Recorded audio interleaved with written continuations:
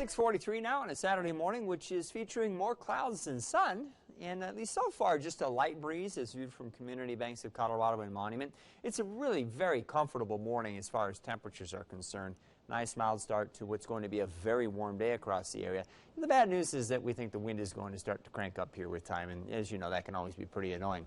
Most areas are in the 40s and 50s right now in Colorado. We do have some lower 60s in Springfield, and if you get up high enough into the mountains and over the mountain valleys, you can find some 30s. As I mentioned, though, the wind, at least so far, for most of us, is not too much of a factor. Futurecast doesn't show the clouds as much as we're seeing them this morning. On the whole, I think we're in for a more clouds than sun kind of day today, but we're not going to drown out the sun entirely.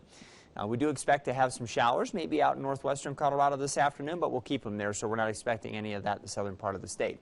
And a lot of people are probably going to be out and about on a very warm afternoon, so if we can keep things a little shady, that might actually be kind of helpful. The one thing that won't be helpful that I already mentioned is the wind. And you see that picking up as we move into the afternoon, with most areas in eastern Colorado dealing with wind speeds over 20 miles an hour today, occasionally gusting to around 30.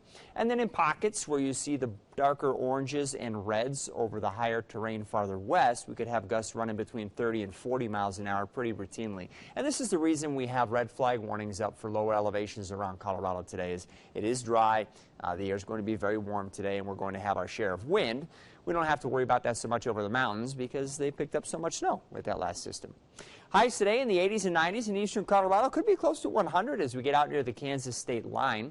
Leadville, by contrast, only in the 60s. I think we'll have a mixture of 70s to lower 80s for our local mountain communities and southern valleys. In most cases, we're running about 10 degrees above average or more today.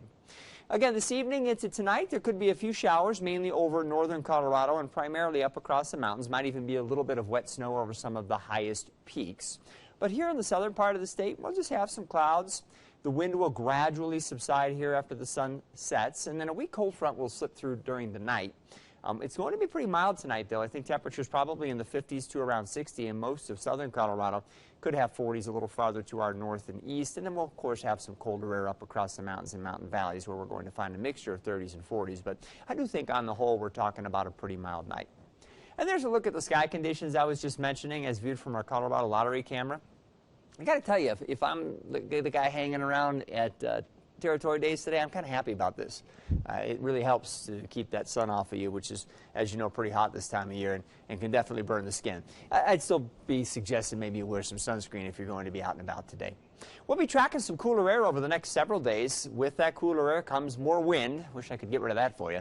We might have a few showers or thunderstorms across parts of the area, and we'll talk about that in our extended forecast coming up soon. Riley, back to you.